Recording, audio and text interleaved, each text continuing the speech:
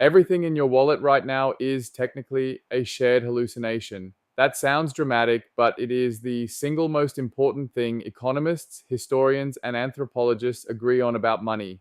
The paper bill, the coin, the number on your bank app screen, none of them have any intrinsic value whatsoever. They are worth something only because millions of people collectively agree they are. And here is the part that will mess with your head a little. That agreement, that collective fiction, is one of the most powerful forces humans have ever created. It built civilizations, triggered wars, toppled empires, and shaped every single financial decision you will make today. So, where did this shared hallucination actually come from? Most people assume the story goes like this: humans used to barter, trading chickens for shoes and grain for tools, and eventually someone smart invented coins to make that easier. It is a clean, logical story. It is also almost certainly wrong. The real history of money is stranger, messier, and far more fascinating than that neat little tale. And understanding it will permanently change the way you look at the cash in your hand, the debt on your credit card, and the number sitting in your savings account. Because once you realize money is a technology, an invention that has been upgraded and hacked and sometimes completely broken throughout history, you start asking much better questions about how you are using that technology in your own life. Let us go back to the very beginning, and I mean the very beginning, to find out what money actually is. Historians used to teach that barter came first. The idea made intuitive sense. Before money, people must have traded directly, a farmer handing over wheat in exchange for a pot. But when anthropologists actually studied early human societies, they found almost no evidence of barter economies functioning as a primary system. What they found instead was something called a gift economy or a credit system. Communities tracked who owed whom through memory, social obligation, and what researchers now call social debt. In ancient Mesopotamia, one of the earliest cradles of complex civilization, records dating back over 5,000 years show grain and silver being used not as physical exchange tokens, but as units of account. Think of it as a giant shared ledger. Temples functioned like early banks. Farmers would deposit grain, scribes would record the amount on clay tablets, and people could make transactions against that record without ever touching the grain itself.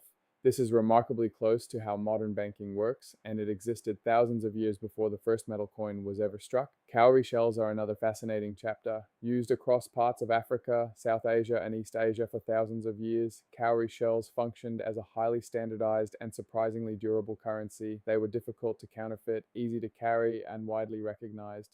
The Chinese character for money bay actually evolved from a pictograph of a cowrie shell. That linguistic fossil is sitting in the language right now, a little reminder of an ancient monetary system most people have completely forgotten. What these early systems all share is the same core ingredient: trust. Not gold, not silver, not government backing. Trust.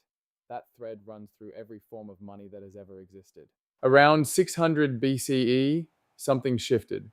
The Kingdom of Lydia, located in what is now Western Turkey, began minting coins made from electrum, a naturally occurring alloy of gold and silver. These were not the first metal objects used in trade, but they were among the first standardized government stamped pieces designed specifically to function as money. And the stamp was the crucial part. By pressing an official image onto a piece of metal, the Lydian state was essentially saying, "We guarantee this is worth what we say it is worth." That stamp was a promise. Within a century, the concept spread rapidly through Greece, Persia, India, and China. Each culture adapted it differently. China developed cast bronze coins with holes in the center so they could be strung together, a design that persisted for over 2,000 years. The Greeks and Romans became obsessed with portraits of rulers on coins, understanding almost immediately that money was not just economic infrastructure, it was propaganda. Every coin was a tiny circulating advertisement for whoever was in power. And this is where the history of money gets a little dark. Roman emperors discovered something dangerous about metal coins.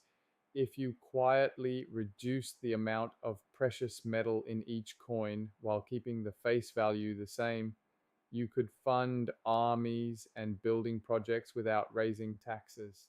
This is called debasement, and it is one of the earliest recorded forms of inflation caused by monetary manipulation.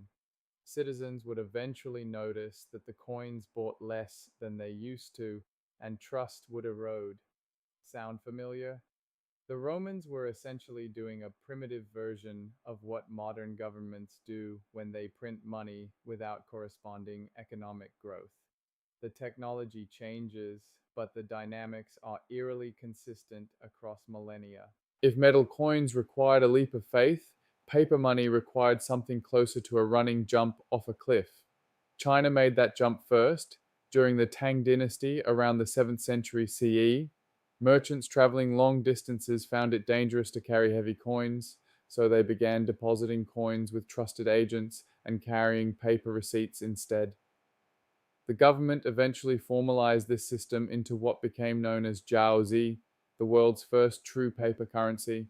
Europe took much longer to arrive at the same idea.